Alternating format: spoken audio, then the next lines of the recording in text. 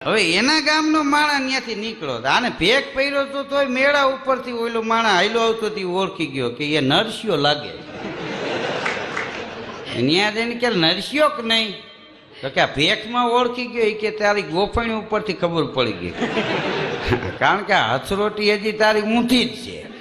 ઘા આમ કરે પાણો આમ જાય. તો કે તું તો સાચું થઈ ગયો તો ને એ કે સાચું થઈ ગયો. એ બાપુ ભેગું ગયો ન્યાય પોહાણું નહીં. પછી નોખી જગ્યા કરી હવે કામે કોઈ આવતું નથી. વૈયા ઉડાડવું તો ઓલો કે તારે વૈયા જ ઉડાડવા તાર ન્યા ક્યાં વાંચવું હતું.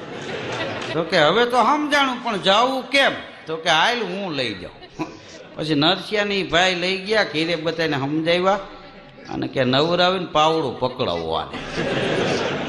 કારણ કે સાચું તો સાધના કરે એનું નામ સાચું કહેવાય. ખાવા પીવા માટે સાચું ન થાય. સાચું તો ચલતા ભલા.